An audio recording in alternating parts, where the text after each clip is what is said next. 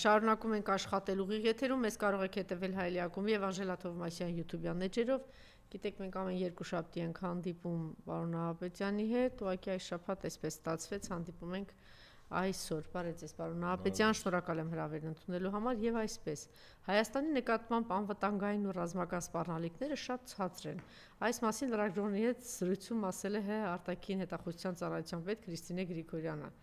Այս տխմարության գագաթնակետը լսեք, ինչ է ասում։ Մի քանի ամիսների համեմատությամբ կարող ենք ասել, որ դրանք շատ ցածր են, բայց սպառնալիքներ կան մեր ժողովրդավարության նկատմամբ, իսկ դրանք չպետք է թերագնահատել, որովհետև ժողովրդավարությունը մեր շարժման տեմպն ու ռեժիմն է։ Անվտանգային հարցերի մասին հիմա կխոսի պարոն Նահապետյանը, բայց ինչ վերաբերում է ժողովրդավարության, ակնհայտ, որ բռնապետ Նիկոլը եւ իր բռնապետ աշխատակիցները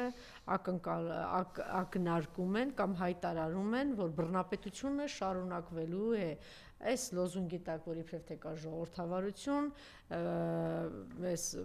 արդեն այսպես անոնսում են, որ նոր ձերբակալություններ կլինեն, նոր քրեական գործեր կլինեն եւ, չգիտեմ, ավելի դաժան եւ սարսափելի բաներ կլինեն։ Խոսքը սրա մասին է, դե պարզ է, ինչքան գնան ընտրությունների, այդքան դա կլինի։ Իդեպ,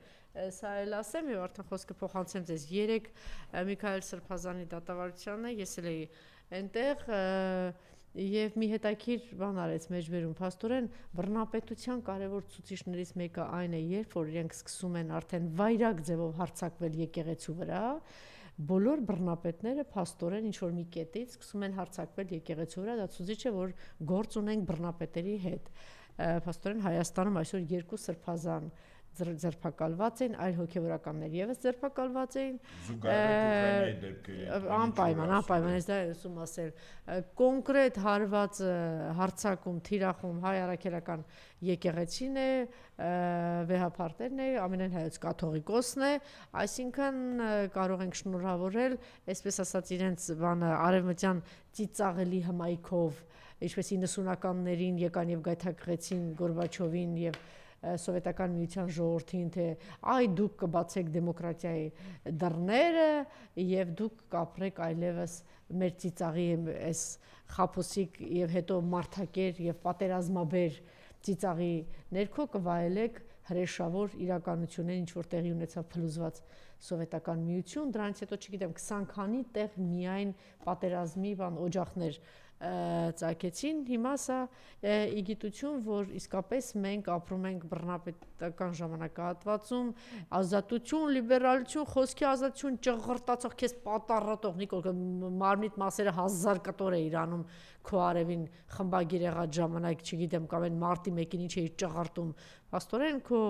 բանը սահմանը այն էր, որ դու Հայաստանում բռնապետություն հաստատեիր եւ վայրի գազանի նման հարձակվեիր հայ առաքելական եկեղեցու վրա, բայց մեծ հաշվով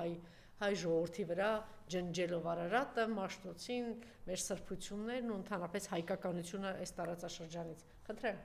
գանք Քրիստինեի հայտարարություն։ Նախ արձանագրենք, որ Հայաստանում հաստատվել է խունտա։ Իրեն, որ իրանց անունը չեն տալիս, մեր ցանկացած հետագա խունվեբիններն են էլի Չինաստանի։ Կոնկրետ այստեղ խունտա է։ Այսինքն տոտալիտար ռեժիմ, որը միջազգային քաղաքագիտական տերմինաբանությամբ կոչվում է խունտա, որը ունի արտաքին կառավարում։ Նիկոլը այդ արտաքին կառավարման ներկայացուցիչն է Հայաստանի Հանրապետությունում։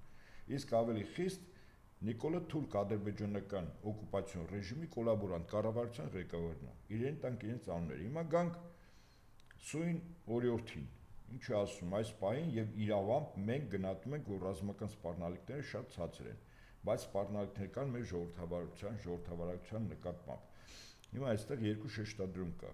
Ուրեմն նախ արտաքին հետախուզության տնօրենի պարտականություն կատարող սույն օրիորդը, որը բացարձակապես այդ ոլորտի հետ որևիցե կապ չունի, ոչ կրթական, ոչ աշխատանքային, ոչ էլ ցույց տված արդյունքներով, բերել դրել են, որ նման հիմարություններ հրապարակավ դուրս տա։ Այսինքն Նիկոլի կառավարությունը հիմարություններ դուրս տվող դիլետանտ մարդկանց կառավարությունն է։ Եվ ոնց կարող է գնահատել սույն օրիորդը ռազմական սպառնալիքներ, ընդ որում դա համալիր է։ Ընդ որում ռազմական սպառնալիքների վերաբերում միայն արտաքին հետախուզություն չի տալիս տեղեկանք։ Ինչևէ, ինքը իր վրա նման պատասխանություն վերցնում, Ես ուղղակի մեզ լսողներին հիշեցնեմ, որ ազգային ժողովում իրավամբ կարգավիճակով եւ ազդեցությամբ կշիռ ունեցողը իշխող խմբակցության ղեկավարն է։ ազգային ժողովի նախագահից հետո իրավամբ ոչ թե տեղակալներն են, ստատուսով տեղակալներն են, բայց կշիռով, որտեղ խմբակցությունն է որոշումներ կայացնում, իսկ խմբակցություն որոշումներ կայացնելու թիմը պատասխանատու խմբակցության ղեկավարն է, եւ այսպես 2020 թ. հուլիս 27 այն ժամանակ ազգային ժողովի խմբակցության նախագահը ոչ անհայտ մշակույթը իր մեջ տոգորված Լիլիթ Մակունցներ։ Ինչ էր ասում Մակունցը 44-օրյան սկսելուց 2 ամիս առաջ, նույն օրը, հուլիս 27-ին։ Մեջբերման սկիզբ Թուրքիան չի միանա Ադրբեջանին Հայաստանի նկատմամբ լայնածավալ ագրեսիայի սանձազերծման հարցում, Մակունց։ Հիշում ենք։ Ահա։ Եվ ինչ եղավ հետո։ Հաշվի առնելով, որ ինքը անկախ նրանից ինչ սեռի է, ես ընդհանրապես հիշեմ նման մտքեր արտահայտող սա վերաբերում է եւ Քրիստինե Գրիգորյանին եւ Լիլիթ Մակունցին։ Շատ լավ էր ասում, հայոց ազգի խրող զավակ անասում։ Երկիրը 5 րոպե պակաս տարածաշրջանը պայթում է, բոլոր պետությունները զինվում են 24 ժամվա ռեժիմով։ Պատերազմից 2 ամիս առաջ Լիլիթ Մակունցը ասում է մի բան, տրամագծոյին հակառակ։ Այսօր արտաքին հետախուզության տնօրենը ասում է մի բան, շուտով կտեսնենք լրիվ հակառակը։ Այսինքն սա ինչի համար են ասում։ Սա մարդկանց զգոնությունը բթացնելու համար է, ուղղակիորեն, որ մարդիկ այստեղ հաց, այստեղ կաց, առևտուր, հաճույքներ եւ այլն։ Ու մեկ էլ Թուրքի յաթաղանն է հայտնվում։ Դուք պատկերացնում եք խոճապը։ Մարդ հոգեբանորեն պատրաստ չի պատերազմին։ Իդեպ նրանք ովքեր որ պատրաստ են լինում պատերազմին, նույնիսկ եթե զենքի պակաս ունեն, միշտ էլ կգտնվեն թշնամուց թշնամին իմ բարեկամնա սկզբունքով պետություններ, որոնք քեզ զենքով կօգնեն։ Իրենց թշնամիների դեմ կռվելու համար, քեզ որպես դաշնակից, բայց եթե մարդը հոգեբանորեն պատրաստ է։ Իսկ նման հայտարարությունները ուղղակիորեն, ես ասում եմ, այս ուղղակի գիտեք ոնց, քանի որ այս 7 տարվա ընթացքում նման հայտարարությունները ի պաշտոնը որ արել են, որևիցե պատասխանատվություն չեն կրել, սրանց մոտ նաև ամենաթողության զգացողությունը, ասինք անցավ էլի։ Հիմա Մակունց ասում է, ասեցի անցավ էլի։ Գնացի դեսպան աշխատեցի, հիմա էլ գլխավոր խորհրդական։ Սրանք մինչև վերջին օրը իրանց ապրելու, եթե ողջ մնացին, եթե հանգամանքների բերումով ողջ մնացին, իրենք վստահաբար անցկացնել են բանտում, ընդ որում շատ երկար, որտեղ այս կարգի պաշտոններ զբաղեցնող անձանց կողմից կառավարվող կառույցների ղեկավարների նման հայտարարությունը իրապես ծանր հետևանքներ առաջացնում։ Իսկ այդ ծանր հետևանքները, եթե հոդվածով ասենք, դա կոչվում է պետական դավաճանություն։ Ոչ ավել եւ ոչ պակաս։ Այս մտածում են այսպես կպլստանք Ամերիկայում տուն առել ենք, մի հատ boyfriend ճարել ենք, վիզան ունենք, կամ արդեն քաղաքացիությունը, հա, ու կթռնենք կգնանք։ Հիմա ինչ վերաբերվում է այս ռազմական սպառնալիքներին։ Իդեպ այս տրամաբանության մեջ մտնում է նաև, հա, իդեպ երկրորդ շեշտադրումը Քրիստինե Գրիգորյանի, որը Հայաստանում ժամանակին փորձում էր այլասերվածների եւ պղծվածների իրավունքները ամրագրող Ստամբուլյան կոնվենցիան լոբինգ անել։ Իդեպ ասեմ ձեզ, հետաքրքիր փաստ է, էլի։ Այդպես ոչ մեկը իրենցից պատահական չի, որ այսօր հանգամանքների բերումով հայտնել է այդտեղ եւ ինչ որ պաշտոնների անստաց։ Հա, սա հանգամանքների բերումով այդ գրասենյակում էր աշխատում եւ այն ժամանակի պատիվ Արման Թաթույանին, որին սխալ տեղեկանք էր սույն օրիորդը ուրեմն ներկայացրել, ուզում էին դրական եզրակացություն տալ։ Իմ ու Արման Թաթույանի բական երկազրույցից հետո, երբ որ ինքը սկզբունքորեն իր կառույցի կողմից տված տեղեկանքին առանձնապես ծանոթ չէր, ես ասի ով այդ տեղեկանքը ձեզ տվել, ասես Քրիստինեն։ Կանչեց։ Ես ուղղակի այսպես նայեցի, ասի դուք լեսբի եք, ինքը տես մի անգամից հանկարծ եկավ։ Քրիստինեին։ Հա, ասեց ինչու եք այդպես ասում։ Ասի որովհետև կարող եք հիմնավորել Ստամբուլյան կոնվենցիան, որը ակնհայտ է միասեռականների իրավունքները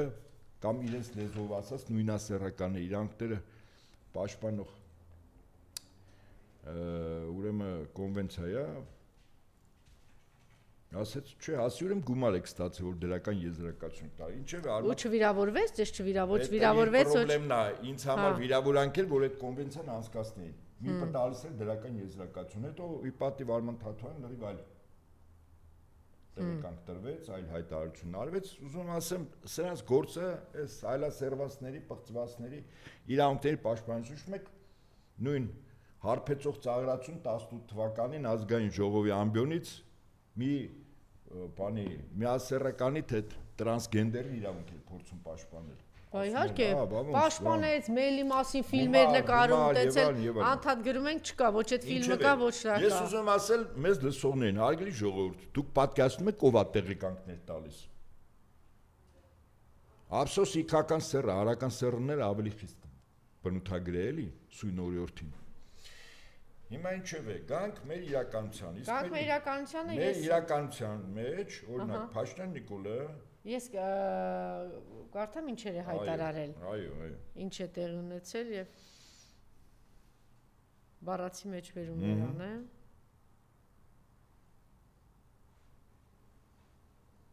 Բերեք։ Միկրոֆոն ինչ որ։ Մենք Հայաստանում ընդհանրապես ունենք մասնագիտական կադրերի խնդիր, որը բոլոր տեղերում եւ սա արձանագրելու համար պետք է ոչ թե հազարավոր մարդկանց հետ հարցազրույց անենք, այլ ելնենք այն փաստից, որ մեր հանրակրթության համակարգը ըստ էության իրենից ներկայացնում է ավերակներ, ասել է Փաշինյանը։ Հայաստանում պատշաճ կրթություն ապավելու համար պիտանի դպրոցի մատների եւ այլ մատների վրա կարող ենք հաշվել, սա պարզ է։ Երբ որ քո անվտանգության ապահովման թիվ 1 գործիքը բանակն է, ուրեմն դու չունես անվտանգություն, ասել է Նիկոլը։ Բանակը նույնիսկ 2-րդ, 3-րդ, 4-րդ, 5-րդ գործիքը պետք է լինի, բանակը պետք է լինի անվտանգության ամենավերջին գործիքը։ Ինչու եմ ես ճանաչել Ադրբեջանի տարածքային ամբողջականությունը, որպեսզի ճանաչեմ Հայաստանի տարածքային ամբողջականությունը։ Մենք հետևողականորեն իրականացնում ենք լեգիտիմության վրա հիմնված անվտանգության ռազմավարությունը, այս ռազմավարությունն է, որ հնարավորություն է դարձնելու խաղաղությունը, եւ մյուսը ՀԱԿ-ն արձանագրում է, որ Ադրբեջանն իր համար նույնքան եղբայրական պետություն է, որքան ՀՀ-ն եւ ՀԱԿ ճանաչում է Ադրբեջանի տարածքային ամբողջականությունը անվտանգային միջազգային համաժողովի ընթացքում հայտարարել է Նիկոլը։ Բիսեդկի խոսակցություն։ Այ բիսեդկում որ հավաքվում են, պիվա են խմում, նարդի են խաղում, մեկը կարճոնի ձուկ են ուտում։ Հիմա նախ միտքս ես ավարտեմ Քրիստինեի պահով, ինքը երկրորդ շեշտադրումը, վտանգավոր շեշտադրումը։ Ուզում եմ ասի, որ մեծ հաշվով ենթատեքստով մենք Թուրքիայից Ադրբեջանից վտանգ չունենք։ Իրականում մենք գնահատում ենք, չէ, եւ մեր մասնագիտական, փորձագիտական շրջանակները եւ քաղաքական ուժերը, որ ռեալ վտանգը գալիս է երկու պետությունից։ Իդեպ որոնց հետ մենք առայժմ պատերազմի մեջ ենք, չհայտարարված երկու պետության հետ։ Հիմնավորում եմ, առայժմ Փաշինյանը փորձում է Ադրբեջանի հետ ստորագրել այսպես կոչված խաղաղության պայմանագիր, խաղաղության պայմանագիր ստորագրում են մի պետության հետ, որ այդ պատերազմի մեջ է, իհարկե չհայտարարված։ Եվ երկրորդ 1993 թվականից առայժմ մենք Թուրքիայի հետ գտնվում ենք չհայտարարված պատերազմի մեջ, որտեղ 93 թվականին Թուրքիան Հայաստան նկատմամբ իրականացրեց պատերազմի մեջ գտնվող պետության քայլ, այն է տնտեսական շրջափակում։ Հիմա ինչ օրը շարունակվում է։ Եվ առայժմ շարունակվում է։ Եվ այսպես, երբ որ ասում է արտաքին սպառնալիքները շատ ցածր են, սա նշանակում է, որ Թուրքիայից Ադրբեջանից մենք խնդրեմ չունենք։ Փոխարեն ումից ունենք։ Դուք ճիշտ նկատեցիք, որ ժողովրդավարության նկատմամբ սպառնալիքներ կան։ Ժողովրդավարություն նշանակում է ներսում խունտան տապալելու մարդկանց մոտ անհակ ցանկություն կա։ Սա խունտա է։ Եվ խունտայի պարագլուխ Փաշինյան Նիկոլին ուղղակի սա անել դեպի պատմության աղբանոց։ Եվ երկրորդ, այս Քրիստինե Գրիգորյանի այս մտքի մեջ կա երկրորդ թիրախը, դա Ռուսաստանի Դաշնությունն է։ Հիշեք, Ալեն Սիմոնյան, Փաշինյան Նիկոլ, կարկառուն դեգեներատների խմբեր ունեն, չէ՞, սրանք պաշտոններ զբաղեցնող։ Այս կենթանակերպ մարդիկ ինչ էին ասում են Ռուսաստանը Հայաստանում ուզում է հեղաշրջում հիբրիդային բան է, հիբրիդային պատերազմ է իրականացնում եւ ուզում է հեղաշրջում։ Նախ Ռուսաստանը ընդհանրապես հեղաշրջումներ չի անում։ Ռուսաստանը եթե իր դեմ ապօրինի քայլեր են անում եւ զինված տանկերով սիրով մտնում է եւ զորահանդես է անում։ Այդպես 1812 թվականին Նապոլեոնը փորձեց, հետո ռուսական հեծելազորը մտավ Փարիզ։ 41-45-ին Հիտլերը փորձեց, հետո ռուսական տանկերը մտան Բերլին եւ մեր պապերը Ռայխստագի ավերակների փլատակների մոտ քոչարի պարեցին։ Ռուսները այդպես են։ Եթե ռուսները փորձեին Հայաստանում հեղաշրջում անել իրենց պոտենցիալով, այս բոլոր խունտայի մասնակիցները, ես չգիտեմ, սրանք որտեղ կհայտնվեին, կամ ընդհանրապես կհայտնվեին, թե չէ։ Ընդհանրապես գոյություն չէին ունենա։ Բայց այստեղ շատ վտանգավոր է, որտեղ այստեղ թիրախը սպառնալիքների ավելացումը Քրիստինե Գրիգորյանի կանտորան, որ ինքը ղեկավարում է։ Ինձ հետաքրքիր է, դրա տեղակալներից մի քանիսը մասնագետ են։ Օրինակ էսի հիմար որ խոսում ես, մասնակետ տեղականները ինչ են ասում։ Հա? Չէ, հետաքրքիր է, էլի, այսինքն հիմար ղեկավար ունենալ, տխմար բաներ դուրս տալու համար։ Վերադասի հիմարությունները տեղականները սկսում են, թե տեղականներից մեկը իրանց թիմից նախքին հաշվապահ է։ Երևի այսպես էլ Բոշյան Ազգանով, եթե չեմ սխալվում։ Լավ, ինչև է։ Հիմա գանք ձեր ասածը բանակի հետ կապված, Հայաստանը գտնվում է պատերազմի մեջ։ Հայաստանի անվտանգության դոկտրինի մեջ որպես երկրորդ կետ։ Ուրեմն ռազմական սպառնալիքների զսպումն է եւ չեզոքացումը։ Դա այն ժամանակ, երբ որ նկատեցիք ոչ մի խոսք Արցախի մասին։ Ոչ մի խոսք։ Դե չկա Արցախ ոչ մի խոսք Հայաստանի զավթված տարածքների մասին, որտեղ Ալիևը ընդեղից ասել է կմոռանաք, էլ վերադարձի մասի խոսք չկա։ Օրինակ ես հիշեցնեմ նույն Փաշինյան Նիկոլը, սա գիտեք ինչ տիպաժի մարդ է, որը ժանիքա ցույց տալիս ցանկացածին, իհարկե adekvat հաշվի չառնելով դիմացինի ուժը, բլեֆ է մտնում, բայց որ պահին մի հատ բամփում են, մի հատ ապտակում են, մի հատ էլ թքում են վրեն, եթե ուրիշ բան չեն անում։ Այդ ժամանակ ինքը սկսում է այդ բամփողին, թքողին ոտքերը լիզել, կոշիկները լիզել, ասել շեֆ ջան, ոնց ասես, չեմ հիշեցնում։ Հիշեցնում եմ 2020 թիվ հունիս ամիս Իջևանի հայտնի դեպքերը, երկու մարտական հենակետ հայկական կողմը վերցրեց, մեկը ընդ որում անձնակազմել չկար։ Նիկոլին ինչ արեց, Նիկոլին թված, ես միտեղ ասել եմ եւ կրկնում եմ, Նիկոլին թված, որ 20 թվականի հունիսին Իջևանի տարածքում 1-2 օր տևած ռազմական բախումը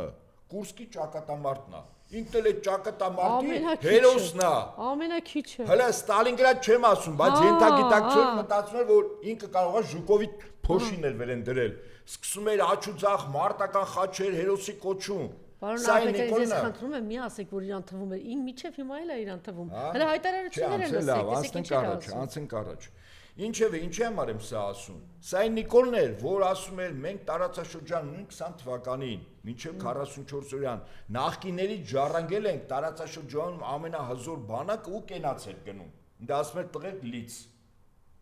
Հիմա պարզում է, որ սա ընդհանրապես այդ թեմայով չխոսա եւ մեր երկրի անվտանգության ռազմավարության դոկտրինի մեջ երկրորդ կետը ռազմական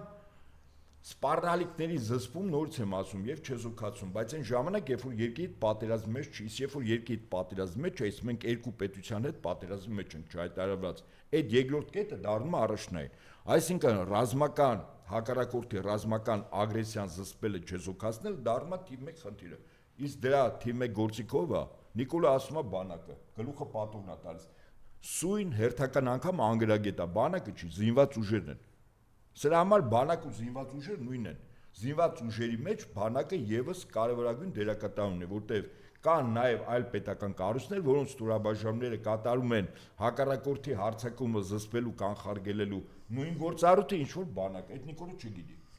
Եվ հետեւաբար, երբ որ սա ասում է, որ բանակը վերջին գործիքն է, իդեպ, գիտեք ինչի համար ասում։ Այսինքն ինքը կարող է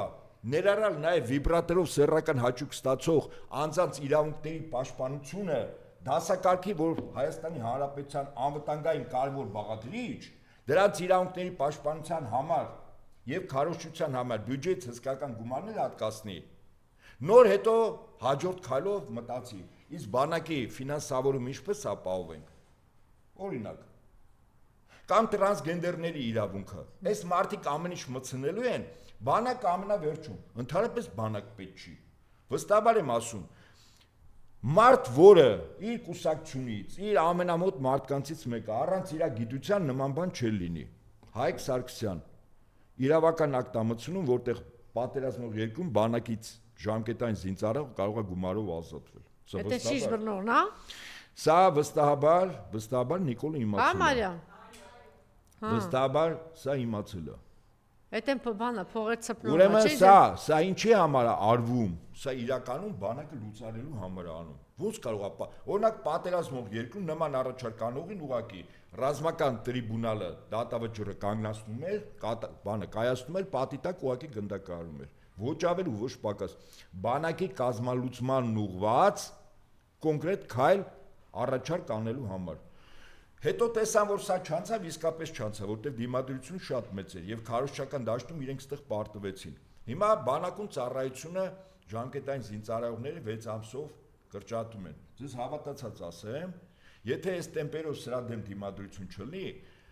ուրեմն հերթական թե արտահերթ ընտրությունների շեմիստան գիտես ինչ են ասելու։ Բանակ պետք չի ծառայել։ Չէ, ասել են ժամկետային զինծառայողներ էլ զորակոչ չի լինելու ժողովուրդ ջան։ Պայմանագրայիններն են գնալու։ Հիմա պայմանագրայինների մասին ես մի երկու գնահատական եմ ուզում տալ։ Երբ ծնվեց պայմանագրային ծառայությունը 90-ականների վերջին առաջին ստորաբաժանումները ստեղծվել այն կորպուսում, որտեղ ես կորպուսի փոխհրամանատար էի։ Ինչու ստեղծվեց պայմանագրային ծառայություն։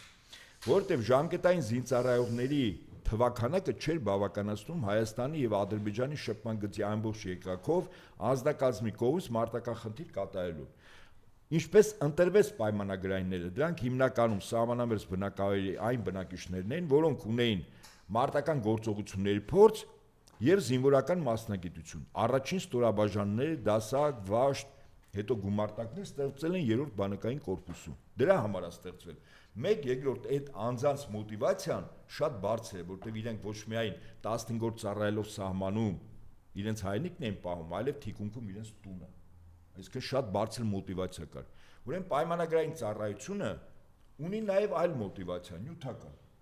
Օրինակ, մարդը գնում է պայմանագրային ծառայության, որտեղ կա սոցիալական փաթեթ, իր եւ իր ընտանիքների համար այն է բարձր աշխատավարձ, թեև նախկինում պիտի լիներ դրամական բավարարում, հետո իր համար արտոնություններ, առողջապահական ընտանիքի անդամների համար կրթական եւ բնակարանային։ Դուք մեկ անգամ լսել եք սոցիալական փաթեթի մասին պայմանագրային զինծառայողներ չկա։ Բա մարդը ինչու՞ պիտի գնա պայմանագրային ծառայության, առավել է սահմանում կանգնած պայմանագրային զինծառայողը նույն կոչումով, նույն հաստիկով եւ Երևանի փողոցներում առօրից իրիկուն քարշ գալացող ոստիկանները 2-3 անգամ գումար ավելի շատ են ստանում, քան սահմանում կանգնած մարդը, որտեղ կյանք է վտանգում։ Բնականաբար վաղը չեմիսորը պայմանագրային ծառայության մարդիկ չեն գնալու, Նիկոլ ինչ ասելու։ Ժողովուրդ ջան, հիմա ես եմ մեղավոր։ Ես ուզեցա պայմանագրային բանակ, պրոֆեսիոնալ բանակ ստեղծել, որ այդպիսի բան չկա, բոլոր բանակները 3 տեսակ ստեղծող, 3-ն է պրոֆեսիոնալ են, հիմարություններ են դուրս տալիս։ Եվ հետո տեսեք, դուք չեք ուզում հայնիկը պաշտպանել, եթե չեք ուզում Ադրբեջանը ինչ պարտադրելու է, նա էլ ընդունելու ենք։ Բա ինչ թողենք Երևան գան։ Նիկոլն էլ վերջում ասելու էր, քո հարազատներիդ կույս աղջիկները, որոնք որտե ամուսնանան, ամուսնության առաջին իրավունքը գիշերը տվեք մեզ։ Իդեպ սա ընդունված է թուրքական աշխարհում։ Ավելին ասեմ, բրիտանական աշխարհում ընդունված եղել։ Բրիտանիան երբ որ ժամանակին իռլանդացիների նման պայմաններ դե Իռլանդիայում մեծ ապստամբություն եղավ, հայտնի ֆիլմեր կան դրա վերաբերյալ, բայց դա պատմական հիմք ունի։ Նույն մոնղոլ թաթարները, երբ որ Ռուսաստանի շատ տարածքները նվաճել էին, իրենց սեռական հաճույքները ստանալու համար ռուս կանանցից արգելել են ներքնաշոր հագնել, որ ժամանակ չկորստեն, ձիուճիշտեն հարաբերություն ունենան ու գնան։ Որ կինը ներքնաշոր ուներ, այդ կանանց սպանում էին։ Օրենքով։ Հիմա թուրքերն սրանց են ասելու, ոչ մի տարբերություն։ Բանակ չունես, օրինակ ինձ հետաքրքիր է, եթե դու բանակ չունես, թուրքերը գալիս մտնում են քո երկիրը պատրվակով, ու լավ են անում, ճիշտ են անում։ Եվ այտենց է գտնում որ ճիշտ է։ Ինչ հետաքրքիր է, քաղ պայմանագրի կարկառու ներկայացուցիչներն են դիմադրելու այդ ագրեսիային։ Օրինակ պատկերացնում եք Օթուժինգ փոխարինի Արադ Միրզոյանը իր ուռողների բանակով։ Սենց ուռում են, բարձրանում են երկին, վերևից սկսում են ռմբակոծել, հրթիռակոծել հակառակորդի, ուրեմն բանը, բոլոր կայանքները։ Հետևակի դեմ, իդեպ պայքարում է առաջնորդությամբ Ալեն Սիմոնյանը։ Իր նման պղծվածների բոլորի ձեռը վիբրատորներն է գնում են ավտոմատների դեմ կռիվ տալու։ Նիկոլ Փաշինյանն էլ հրապարակավ սկսում է կոչ անել Ալևին, որ դու շատ սխալ ես, որ դա սա քո վերջն է, հեսա Տրամփ ձացանակաշները ձգելա զորքեր շտապ հետ քաշի։ Ալևն էլ վախից տակը միզում է, պամպերսի մեջ զորքերով փախնում է։ Այսինքն էլ մենք հաղթանակ ենք տանելու։ Մենք ծիծաղում ենք, բայց տարածաշրջանը մեծ պայթյունի մեջ է։ Օրերս 3 օր առաջ Կասպից ծովում մի ծով իդեպ ասեմ ձեզ, որտեղ ՆԱՏՕ-ն գոյություն չունի։ Հիմա հետաքրքիր փաստեր ենք։ Կասպից ծովի առափնյա պետությունները թվարկում են Ռուսաստանի Դաշնություն, Իրանի Իսլամական Հանրապետություն, Ղազախստան, Թուրքմենիա եւ Ադրբեջան։ Հիմա հարց. Կասպից ծովում ռուսական նավերը 15 նավ զինված նորագույն ժամանակակից զինատեսակներով, այդ թվում նաև կալիբր տիպի հրթիռներով։ Ընդ որում այդ նույն Կասպից ծովից ռուսական նավերից ժամանակին կալիբրները հարվածում են Սիրիայում ահաբեկիչներին, դուք հեռավորությունը պատկերացրեք։ Հիմա հարց եմ տալիս, այդ 15 նավը Կասպից ծովում մարտական հրաձգությամբ ինչ զորավարություն է անցկացնում եւ ում դեմ։ Ով է այդ թիրախը։ Իրանը, վստահաբար ոչ։ Իրանն ու Ռուսաստանը ռազմավարական գործընկեր երկրներ են, ունեն միմյանց միջև կնքված պայմանագիր, համապարփակ ռազմավարական գործընկերություն։ Ճիշտ է, ճիշտ է։ Ղազախստանն է Ռուսաստանի թշնամի, ոչ։ Թուրքմենստանն է, ոչ։ Բա ով է։ Բարձում է Ադրբեջանն է։ Այսինքն Ադրբեջանը դուք պատկերացրեք, հիմա ատամա կրճտացնում մի կողմից Ռուսաստանի վրա, որտեվ տասնյակ հազարներով բերելու են լցեն այդ երկիր։ Հայաստանում այսպես կոչված Զանգեզուրի միջանցքում, սրա մասին տարիներ խոսում եմ ես։ Վաղը ջմիսօրը այդ միջանցքը առաջին հերթին եւ հիմնականում աշխատելու է որպես զին անձնակազմի եւ տեխնիկայի տեղափոխման տարածք առանց Հայաստանի պատկան կառույցների հսկողությամբ։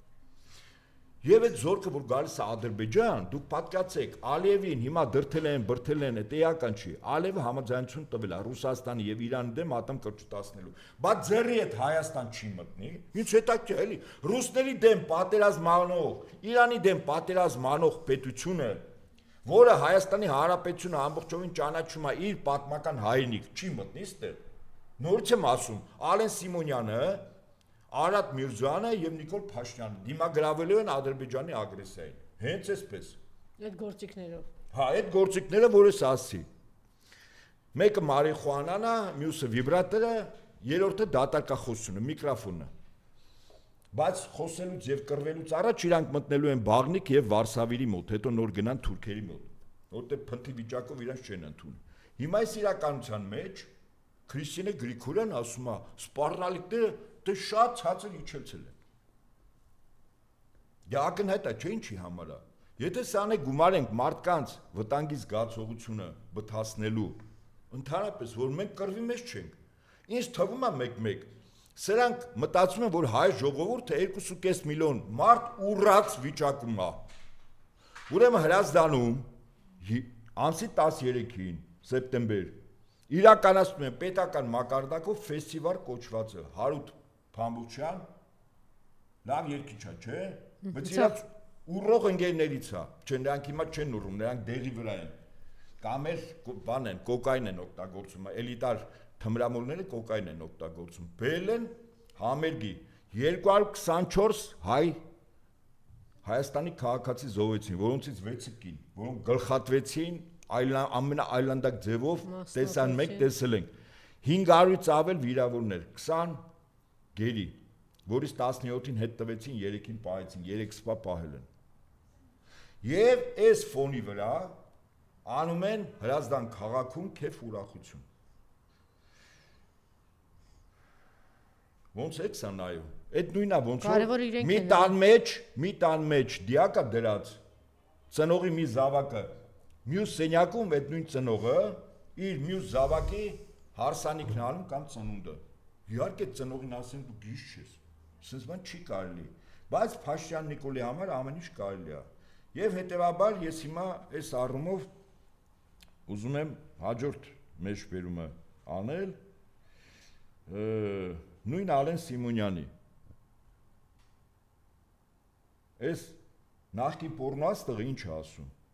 30 տարի բանակցեցին ու 30 տարվա ընթացքում ավելի շատ էր մարդ մահանում ամեն տարի, քան 2020 թվականից հետո ընկած ժամանակահատվածում։ Այսինքն 224 հոգին, որ միայն 1.5 օրում են զոհվել, էսի հետ։ Հələ ես չեմ ասում, են 16 հոգի վարվողները,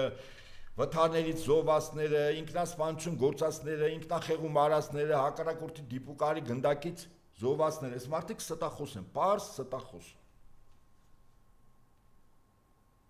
Հասկանում եք։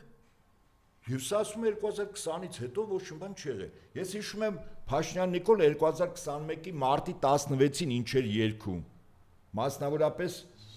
բանի հետ կապված 44 օրային զոհված տղերքի։ Փորձեմ բառացի հիշել։ Ասում է Ալիևը մեր տղերքը հանուն ինչի են զոհվել։ Ասում է մեր տղերքը զոհվել են հանուն նրա, որ Ալիևը ասի ուրեմն Ղարաբաղ, իսկ այդ տղերքը մեզ իրավունք ու հնարավորություն են տալիս որ մենք ասենք Արցախ Ղարաբաղը կա, չէ, հիմա կարդա, գտա։ Եվ ես ուզում եմ ասել, որ շատ կլինեն հարցեր, որ թե մեր տղերքը ինչի համար զոհվեցին։ Ժողովուրդ, ես ուզում եմ շատ կոնկրետ պատասխանել այս հարցին։ Մեր տղերքը զոհվեցին այն բանի համար, երբ որ այսօր Ադրբեջանի նախագահը հայտարարի, որ Ղարաբաղի հարցը լուծված է, մենք կարող ենք ասել, որ Ղարաբաղի հարցը լուծված չէ։ Փաշինյան Նիկոլ 21 թիվ։ Եվ հիմա Փաշինյան Նիկոլը Արցախ բառը վախում մասի, դրոշը հանել է, Մասիսարը հանել է։ Եվ մեր ժողովուրդը հավատում է Նիկոլին։ Հիմա նորից եմ ասում, հարգելի Հայաստանի Հանրապետության քաղաքացիներ, այս մարդը երկիրը տանում է տոտալ նվիրման Ադրբեջանի Թուրքիային։ Մեր տարածաշրջանը պայթելու է շուտով։ Նորից եմ, ինձ համար ցուցիչ է, եթե Իրանը զորավարություն աներ, ես կհասկանայի։ Բայց եթե Ռուսաստանը Կասպից ծովում է զորավարություն անում, սա նշանակում է, որ Հավաքական արևմուտքը իդեմս Բրիտանիայի, ինչու՞ չէ նաև Միացյալ Նահանգների խնդիր ունի մտնել Կասպից ծով, զինական առումով, ինչպես մտնել, եւ ինչ խանգարող գործոններ կան մինչեւ մտնելը։ Առաջին խանգարող գործոնը 102 բազան Հայաստանում։ Այս սա կապիկությունների իմաստը վերջին հաշվով նաև 102 բազան հանելն է։ Հետո Հայաստանը փաթեթով տրվում է Ադրբեջանին, հետո սահմանից դուրս են գալիս ռուս սահմանապահները հայ-թուրքական, հետո Թուրքիան ասում է հարգելի Նիկոլ, հարգելի չի ասում, մտքի մեջ երևի ասում է սուկա, հիմա ուշադիր լսի, հայ-թուրքական սահման գոյություն չունի, էսի ռուս-թուրքական սահմանն է, որը կար Սովետական միություն Թուրքիայի սահման որպես, հիմա հայ-թուրքական սահմանի համար անում ենք դելիմիտացիա, դեմարկացիա, ինչ պայմանագրով, 1920 թիվ դեկտեմբեր 2 Ալեքսանդրապոլի պայմանագիր, Թուրքիան սենց ասելու, բա ոնց 10,000 քառակուսի կիլոմետր, Ալևը կողքից ճղելով ասելով շեֆ, այն 10,000-ը իմն է, 30-ը դու վերցի, 10-ը իմն է, ես պիտի լինեմ ստեղ, սելի ժողովուրդ ես է պատրաստում, ես այս ամեն ինչը սկզբունքորեն, ուրեմն խրախճանք ժանտախտի ժամանակ, ես ուրիշ բան չեմ ասում, նույն բանը ժամանակին ասում ենք Արցախում մեր քույրերին, եղբայրներին, Արցախի ղեկավարությանը, հա, ես այնքան եմ ասել, ես էլ եմ հոգնել, գնում էի Արցախ, նույնիսկ 44 օրից հետո, ասում էի ուժով եմ վերցնելու ժողովուրդ, կամ դուրս եկեք լրիվ, քանի միջանցքը կա, ռուսները կան, ինչ ունեք, մի քանի ամիս վերցեք, ինձից նեղանում էին, մարդիկ խիստ բառեր էին ասում, այսի մինչև շրջափակումը, 22 թիվ նոյեմբեր ամիսը, նոյեմբերի վերջին եմ դուրս եկել, 30-ին, դեկտեմբեր 2-ին առաջին շրջափակում եղավ, ասում եք կամ դուրս եկեք, կամ պատրաստվեք պատերազմի, ժողովուրդ, Ալիևը պատերազմ անելու, արեց շրջափակում, 10 ամիս շրջափակում աշխատացեց, հետո հարձակվեց, ժողովուրդն հոգեբանորեն պատրաստ չէր, ինչու չկռվեցին, հրամկազմը քաղաքական ղեկավարությունը ժողովուրդը հոգեբանորեն չկռվեցին, զոհվեցին, պահեցին, փառք ու հիշատակ այն տղաներին, ովքեր զոհվեցին, որ մյուսները կարողանան դյուրին կերպով դուրս գալ, բայց այդ կռիվը դուրս գալու կռիվ էր, պաշտպանվել, զոհվել փոքր մասը, որ մեծ մասը դուրս գա, նույնը ստեղ ալնելու, օրինակ ինձ հետաքրքիր է, ասենք այդ ժամանակ այդ փախուստի, կորուստի, խուճապի ժամանակ մեր ժողովուրդը ինչ է ասելու, իհարկե ձեռդ կասեն, արա մեկը կարելի ասում էր, առավոտից իրիկուն ասում էր ժողովուրդ, պատրաստվեք կռվի, ինձ մեկ ասում են, օրինակ Նահապետյան ասում ես, որ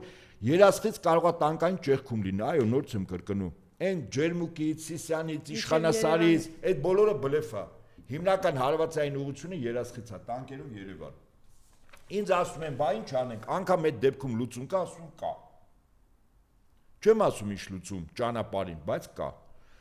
նույնիսկ այս իշխանություններով, բայց ավելին ասեմ, այդ տանկային ճեղքումը, որ եկավ այստեղ, հետը թող մի քանի հազար հետևակ լինի, որոնք պիտի մտնեն բանկեր, մտնեն առանձնատներ, թալան, բռնաբարություն, մորթել, խրախճանք եւ այլն։ Հարգելի Հայաստանի Հանրապետության քաղաքացիներ, զինվեք եւ շատ մի վարքան չէ, մարդը կարա, ես օրինական, մի վարքան Անժելա, օրինական կարող եք զինվել։ Գնեք շատ փամփուշտ, ամենայն լրջությամբ եմ ասում, պատկերացեք մի Երևանում օրինակ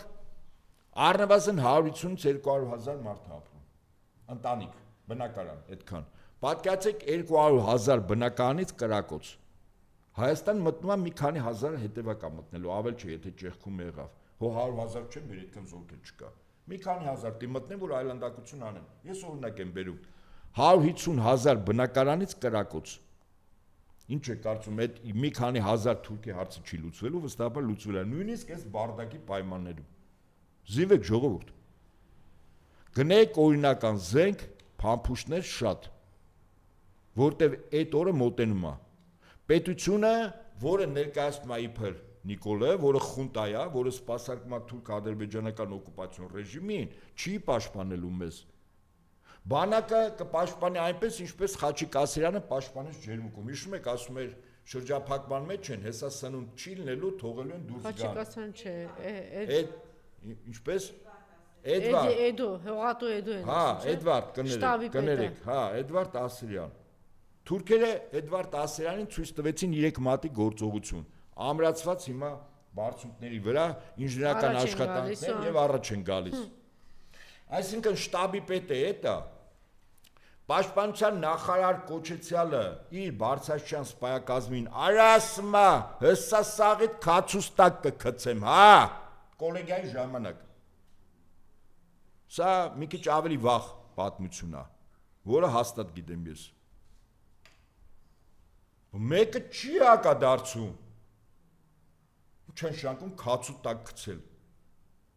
Այդ կենթանակերպ անասունը չգիտի, որ սպան գլխարկ է դնում, գլխարկի վրա Հայաստանի Հանրապետության կամ զինված ուժերի զինանշանն է։ Քացուտակ գցել են շանկում է խփել նաև այդ զինանշանին։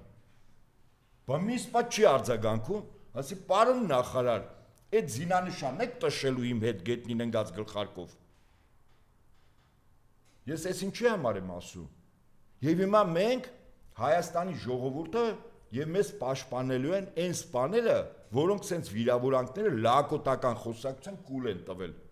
Մեզ պաշտպանելու է մի բանակի շտաբի պետ, որը մինչև հիմա թուրքերին ուտելիք է տանում, որ ընդեղից հանգարց սոված չմնան, հա։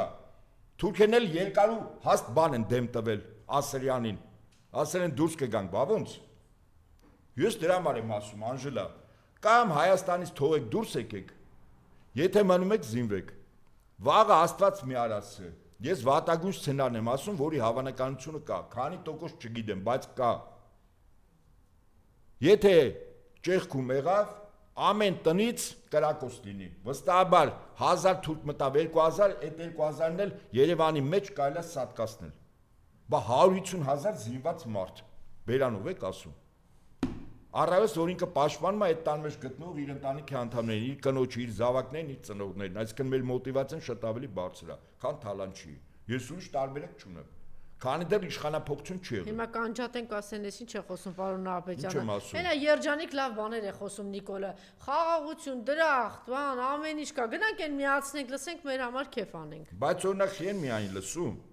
Դիմեն օրինակ բանին, Արարատ Միրզոյան ընկերությանը։ Մեկ էլ Փաշինյան Նիկոլ ընկերությանը, Փաշինյան Նիկոլից այն բռնագրավված ուրեմն հերոինից ուզեն, որ դոզան լավ լինի, Արարատ չկա, չէ, ձեն չկա։ Չգիտեմ, Արարատ Միրզոյանից էլ պլանի պլանտացիաներից մարիխուանա, ուռեն ու թրջեն, երջանիկ, կայֆերի մեջ։ Սրանք էս են բերում։ Վաղ է ուրախությունը, ես չեմ ուզում, բայց պատկերացեք ինչ անելու, եթե մենք չկարողանանք դիմադրենք։ Իսկ նույնիսկ այս պայմաններում հնարավոր է զինվեք, զինվեք եւ կրկին զինվեք։ Թուրքը մտավ դիմադրություն կլինի։ 1000 հոգի, 2000 հոգի։ Հա տանկերի դեմ էլի դեպ։ Առաջին պատերազմի ժամանակ իդեպ տանկեր են գրավել մի շիշ ներկով ու մի հատ լաթի կտորով։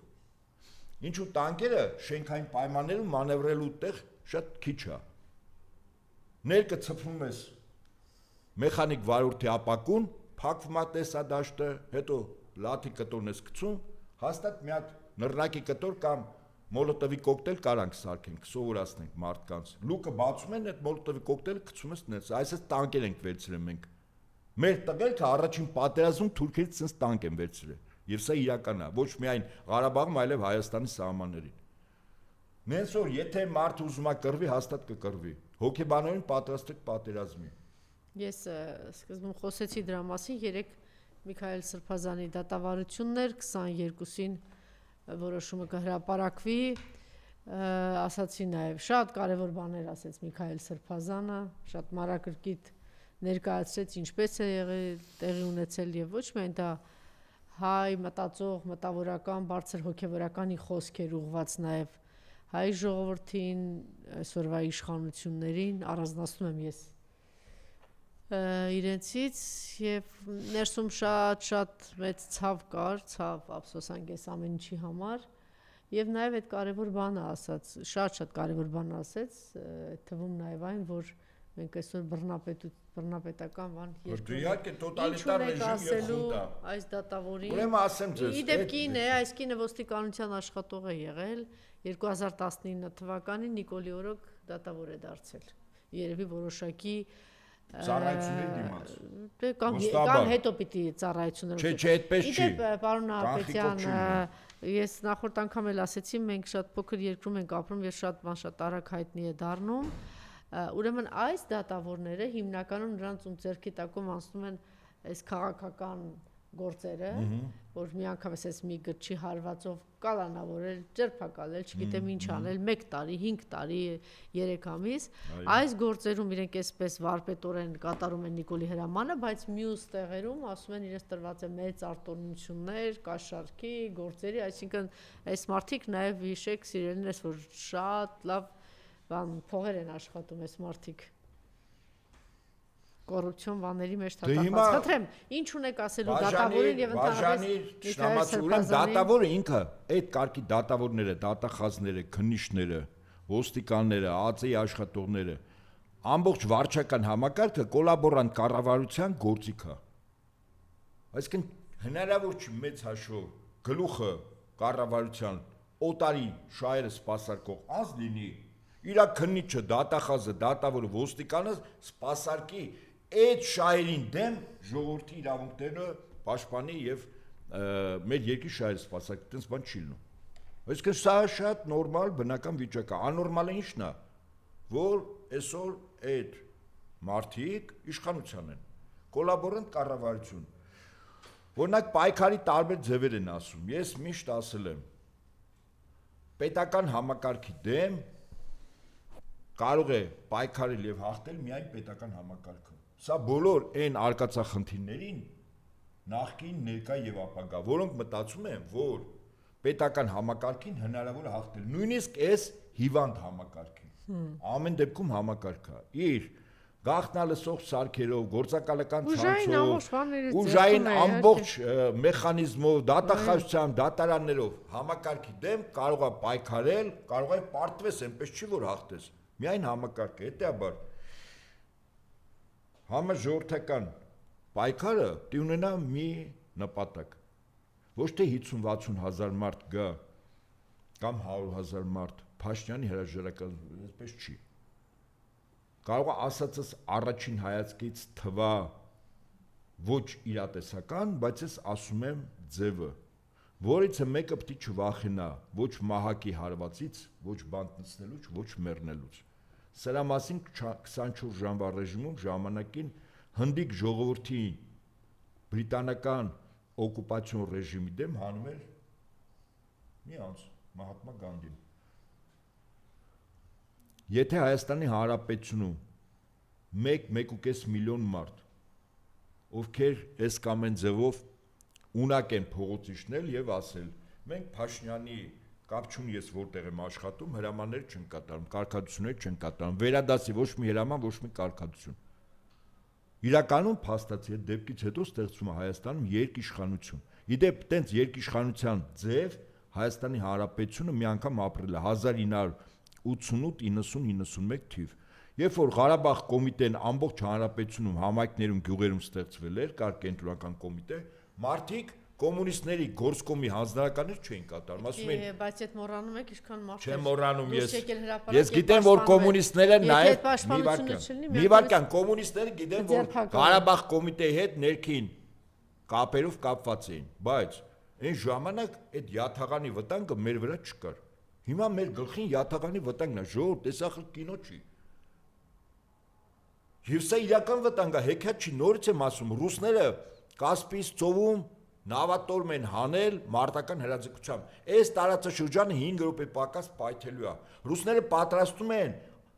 արևմուտքի թուրքական աշխարհի Բրիտանիայի կողմից ագրեսիայի Ադրբեջանի ձեռամբ դեպի Ռուսաստանի սահման, ծովային սահմանը Կասպից ծով, ցամաքային սահմանը Դերբենտի ուղղությամբ։ Բայց եթե Ադրբեջանը այդքան ուժ ունի, այդքան ահաբեկիչներ են բերել լցել այդ երկիր, որ ինքը Ռուսաստանի կամ Իրանի դեմ կռիվ է սկսելու, բա Հայաստանը իր համար ինչ է։ Ընդամենը մի հատ մարշ բրասոկ, նորից եմ ասում, Երասխից Երևան 2 ժամ։ Իսկ մարդիկ մտածում են կինո է, կանցն է, ավոս։ Բարև ձեզ։ Ղարաբաղում էլ են տես մտածում, ցավոք սրտի։ Տոտալ ինքնապաշտպանություն, տոտալ անհնազանդություն։ Իմ կոչը իմ հայրենակիցներին։ Տոտալ ինքնապաշտպանության եք դիմում, յուրաքանչյուրը, ամեն մեկը ձեր տան պաշտպանն եք։ Եվ տոտալ անհնազանդություն, այս իշխանություն կոչվածներին։